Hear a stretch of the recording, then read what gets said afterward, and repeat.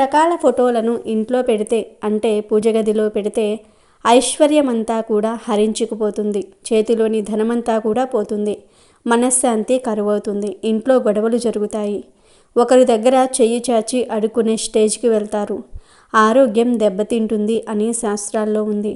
మరి ఆ ఫోటోలు ఏమిటో చూద్దాం. మొదటిగా వారాహీదేవి ఫోటో. అవును, చాలామంది ఈ రోజుల్లో ఇంట్లో వారాహీదేవి ఫోటోని తెచ్చి పూజ గదిలో పెట్టుకుంటూ ఉంటున్నారు. కొంతమంది ఫోటోతో పాటు విగ్రహాలను కూడా పూజ గదిలో పెట్టేస్తూ ఉన్నారు. కానీ ఎట్టి పరిస్థితుల్లోనూ కూడా పూజ గదిలో వారాహీదేవి ఫోటోను పెట్టకూడదు అని శాస్త్రం చెప్తుంది. వారాహీదేవి విగ్రహాన్ని కూడా ఇంట్లో పెట్టకూడదు. కాదని పూజ గదిలో వారాహీదేవి ఫోటోని పెడితే ఇంట్లో నెగిటివ్ ఎనర్జీ పెరిగిపోతుంది, కష్టాలు వస్తాయి, ఇంట్లో స్త్రీలకు కోపం పెరిగిపోతుంది, మనశ్శాంతి కరువవుతుంది, భార్యాభర్తల మధ్య విపరీతంగా గొడవలు జరుగుతాయి. అంటే వారాహీదేవి ఫోటో తెచ్చి పెట్టగానే సమస్యలు రావు. వారాహీదేవి ఫోటోను ఇంట్లోకి తెచ్చిన మొదట్లో బాగానే ఉంటుంది, కానీ నెమ్మదిగా నెగిటివ్ ఎనర్జీ పెరిగి నెమ్మదిగా కష్టాలు వస్తాయి, భరించలేనన్ని కష్టాలు వస్తాయి. కనుక ఎవ్వరు చెప్పినా సరే వారాహీదేవి ఫోటోను పూజ గదిలో పెట్టవద్దు. ఒకవేళ తెలియక పెట్టినా వెంటనే తీసి పడేయండి.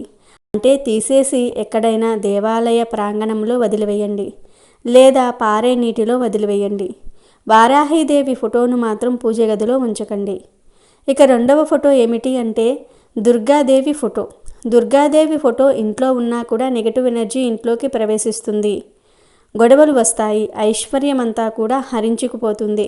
దుర్గాదేవి ఫోటో అంటే రాక్షసుని చంపుతున్నట్టు ఉన్న దుర్గాదేవి ఫోటోను పూజ గదిలో పెట్టుకోకూడదు. అలా కాకుండా అమ్మవారు పులి మీద లేదా సింహం మీద ప్రసన్నంగా కూర్చుని ఉన్న ఫోటోని అయితే ఇంట్లో పెట్టుకోవచ్చు. ఎప్పుడైనా సరే దేవతలు క్రూరంగా రాక్షసులను చంపుతున్నట్లుగా ఉండే ఫోటోలను పూజ గదిలో పెట్టుకోకూడదని శాస్త్రం చెప్తుంది. ఎందుకంటే క్రూరంగా ఉన్న ఫోటోలను చూస్తే మనలో కూడా క్రూరత్వం పెరిగిపోతుంది, హింసాగుణం పెరుగుతుంది, కోపతాపాలు పెరిగిపోతూ ఉంటాయి. గృహస్థులకు ఈ గుణాలు ఉండకూడదు గనుక దేవతలు రాక్షసులను చంపే ఫోటోలు ఇంట్లో లేదా పూజ గదిలో పెట్టుకోకూడదని శాస్త్రాలే చెప్తూ ఉన్నాయి. కనుక ఈ ఫోటోలను ఎట్టి పరిస్థితుల్లోనూ కూడా పూజ గదిలో పెట్టవద్దు. ప్లీజ్ సబ్స్క్రైబ్ చేయండి.